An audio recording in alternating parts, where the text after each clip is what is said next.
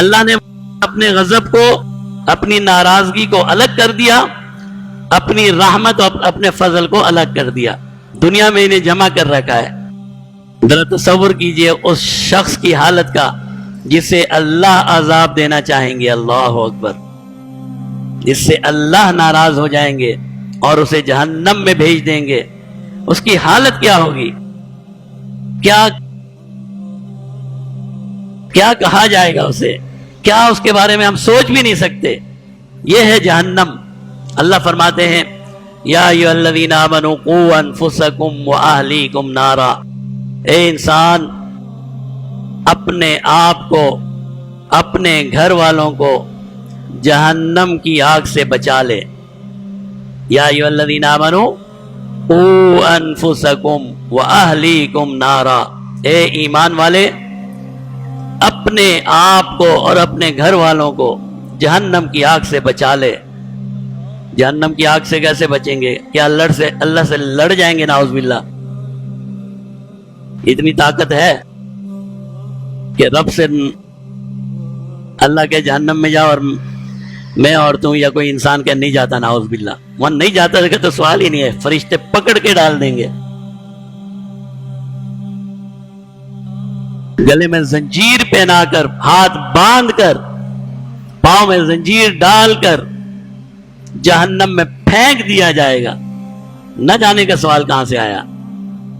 اتنی طاقت تو نہیں ہے کہ اللہ سے لڑ جائیں، اتنی طاقت تو نہیں ہے کہ فرشتوں کی جماعت کا مقابلہ کر لیں۔ ہمیں تو یہ پولیس اور یہ ہماری طرح کے انسان ہی ہے نا، فورس، رینجرز والے آ جائیں، پولیس والے آ جائیں، کتنا لڑو گے بھائی؟ ہم تو ان سے نہیں لڑ سکتے۔ اللہ کی فورس سے پھر کون نہ لڑے گا؟ بچا لو، اپنے آپ کو بچا لو، اپنی اولاد کو بچا لو۔ کس طرح بچاؤ؟ اللہ کی اطاعت اور فرما برداری کر کے اپنے آپ کو جہنم سے بچاؤ، نیک اعمال کر کے اپنے آپ کو جہنم سے بچاؤ، اللہ پر ایمان لا کر اور اس کے رسولوں پر اور خصوصاً جناب نبی کریم صلی اللہ علیہ وسلم پر ایمان لا کر اور آپ کو خاتم النبیین مان کر اپنے آپ کو جہنم سے بچا لو۔ یہ ایک ہی راستہ ہے، اطاعت کا، فرما برداری کا، نیکی کا، گناہوں سے بچنے کا، اللہ کی نافرمانی چھوڑ دینے کا، یہ راستہ ہے۔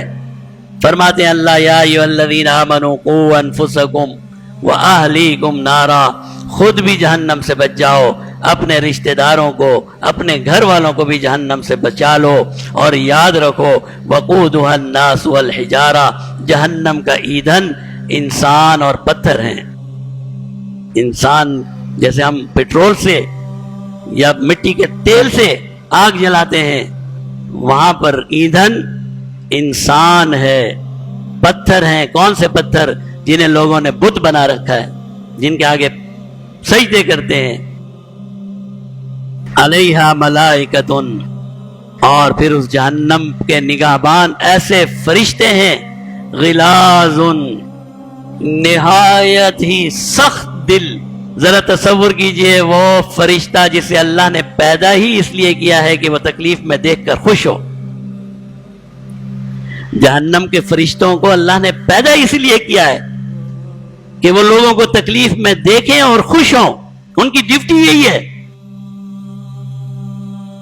ان کا فرض منصب ہی یہی ہے کہ وہ لوگوں کو تکلیف دیں، لوگوں کو جہنم تو ہے ہی پریشانی کی جگہ۔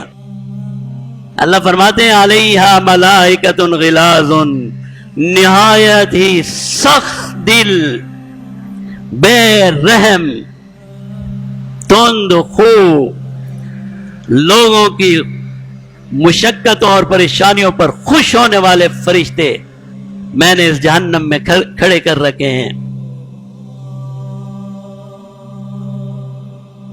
اللہ کی حکم کو پورا کرنے والے، اپنے لیے نہیں، اللہ نے پیدا اسی لیے کیا۔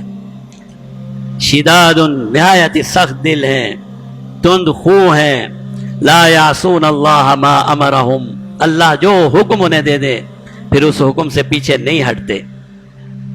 وَيَفْعَلُونَ مَا يُؤْمَرُونَ، جو اللہ نے کہا وہی کرتے ہیں۔ ایسے فرشتے.